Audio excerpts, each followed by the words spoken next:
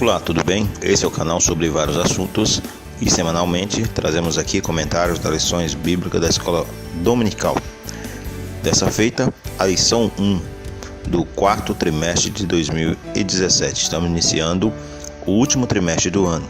O tema da lição, uma promessa de salvação. Pedimos a você, antes de continuar ouvindo esse áudio aula, que se inscreva em nosso canal, deixe o seu like, dessa forma você está incentivando a nós continuarmos com esse trabalho. Então vamos para o comentário breve desta lição.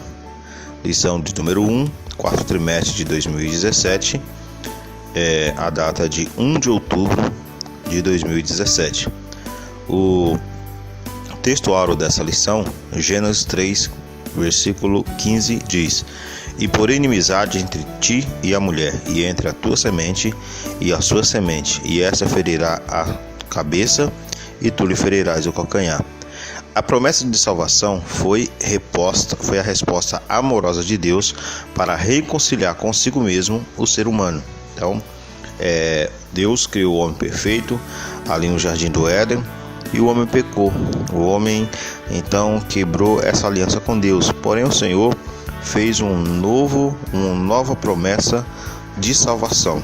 E ali ainda no Éden, o Senhor fez essa promessa ali, já falando da vinda de Cristo. A leitura bíblica em classe se encontra em Gênesis capítulo 3, do versículo 9 ao versículo 15. O versículo 9 diz: E chamou o Senhor Deus a Adão e disse: Onde estás? Vemos que no início, todos os dias, Deus falava com Adão, todos os dias era algo comum. Porém, nesse dia, ao Senhor a procurar Adão, Deus viu que Adão tinha se escondido. Por isso ele perguntou: Onde estás? Pela primeira vez, Adão temeu a Deus, ele teve medo de ouvir a voz de Deus. E ele disse: Ouvi a tua voz soar no jardim e temi, porque estava nu e escondi-me. Veja só, Adão teve medo de Deus naquele momento ali, porque ele ficou envergonhado, porque percebeu que estava nu. E o versículo 11, Deus disse: Quem te mostrou que estava nu? Comeste tu da árvore que eu te ordenei que não comesses? Então, Adão antes não tinha malícia, ele embora estava nu, esse para ele não era algo vergonhoso, E agora que ele percebeu, e Deus falou: Então você me desobedeceu. E Adão tratou logo de responder. Disse Adão: A mulher que me deste por companheira, ela me deu da árvore e eu comi. Veja nessa resposta de Adão, um pouco querendo culpar a mulher pelo seu pecado e um pouco querer culpar até o próprio Deus. Ele disse: olha, a mulher que tu me deste, ou seja, se tu não tivesse me dado essa mulher, eu não tinha pecado. Ou então, eu pequei por causa da mulher. Então, o normal do dia de hoje, quando cometemos falha, sempre procurar um culpado, Muitas vezes não queremos assumir as culpas pelos nossos erros. Foi o caso de Adão. Então ele já jogou a culpa para Deus, porque disse: a mulher que tu me deste de companheira, Não tivesse me dado, ou se tivesse me dado outra, Ou então jogando a culpa para a mulher, E aí Deus perguntou à mulher. Disse o Senhor Deus à mulher: Por que fizeste isso? E disse a mulher: da mesma forma, assim como Adão procurou um culpado para sua falha, a mulher também procurou um culpado para sua falha. A serpente me enganou e eu comi. Olha só. E então o Senhor disse à serpente: Porquanto fizeste isso, maldita serás, mais que todas as feras, e mais que todos os animais do campo, e sobre os ventre andarás, e pó comerás todos os teus dias da tua vida.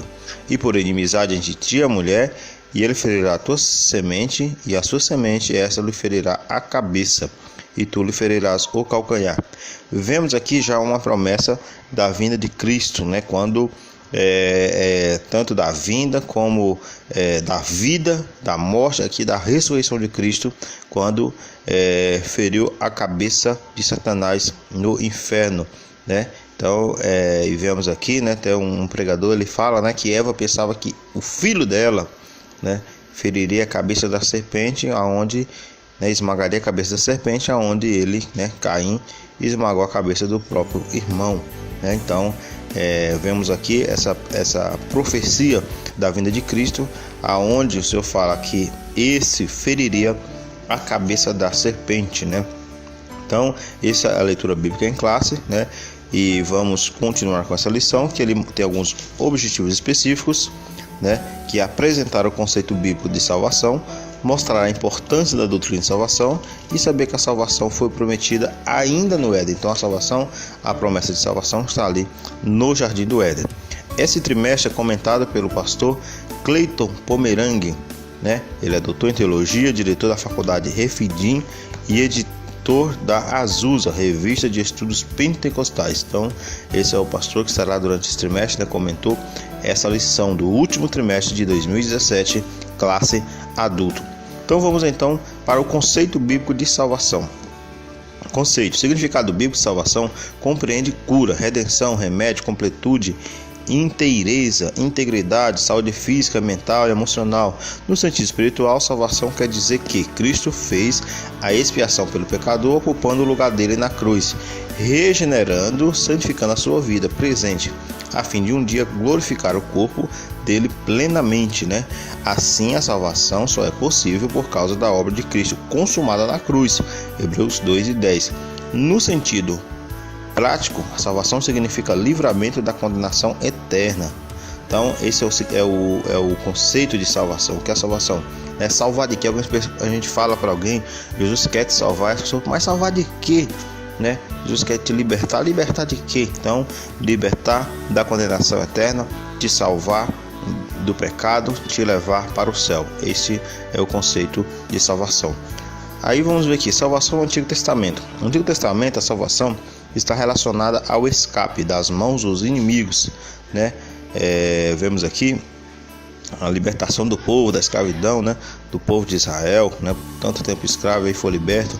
Nessas perspectivas das calamidades naturais, né? Também é salvação da perseguição, né? De doenças. Então, o Altíssimo prometeu salvação do seu povo no sentido de libertá-lo, livrá-lo e curá-lo. Isaías 38:16, para viver uma vida longe das injustiças. Contudo, o ápice da salvação do Antigo Testamento se deu com a profecia de Isaías sobre a vida e a morte do servo sofredor. Isaías 53. O Antigo Testamento aponta sacrifícios de animais para o sacrifício substitutivo de Jesus Cristo na cruz do Calvário. Antes era necessário a oferta de animais, né, para o perdão dos pecados, mas esse sacrifício ele precisava ser contínuo, porque a cada nova falha necessitaria de um novo sacrifício, o sacrifício de Cristo, esse sim eficaz, e não é necessário mais um outro sacrifício. Hebreus 10, 11 e 12, um evento vaticinado por vários profetas daquela época, era o oferecimento de um inocente no lugar de um culpado. Uma morte não merecia, mas aceita diante de Deus para remir os nossos pecados. Hebreus 9, 22.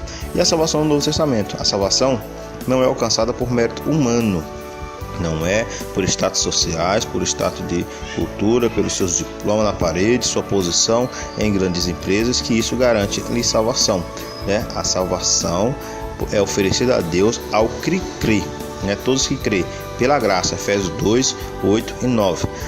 Nas epístolas do apóstolo Paulo, um dos mais esclarecidos conceitos de salvação do Novo Testamento, mostrando essa dádiva não ocorre por intermédio da lei, nem por esforço humano, mas única e exclusivamente pela graça divina. Gálatas, capítulo 2, e versículo 16.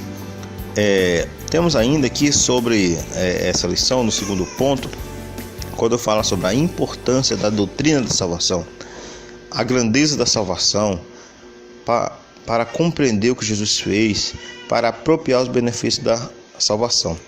Embora haja na vida do crente um momento de conversão, de ruptura da velha vida, né, e de nascimento de uma nova vida em Cristo, é necessário ter o desejo de conhecer mais a verdade de Deus. 1 Timóteo 2 e 4.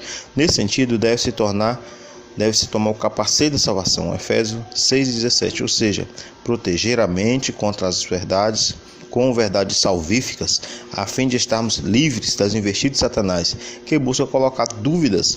Assim, compreendemos os conceitos fundamentais dessa gloriosa doutrina, tais como propiciação, expiação, adoção, regeneração, santificação e perdão. Então é tão importante, né, ao novo crente, né, a pessoa que já está na igreja, não importa o tempo, de não deixar de buscar de conhecimento, de ler a palavra de Deus, de buscar intimidade com Deus, para que possa assim estar protegido contra as investidas de Satanás, né, que vai tentar dia após dia te afastar da presença de Deus.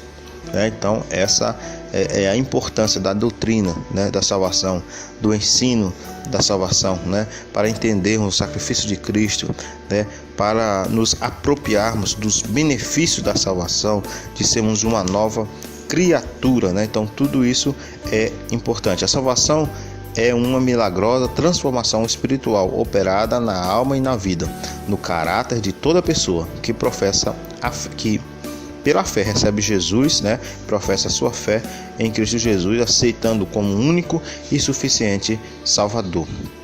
A salvação prometida no Éden. Primeiro, o pecado do homem.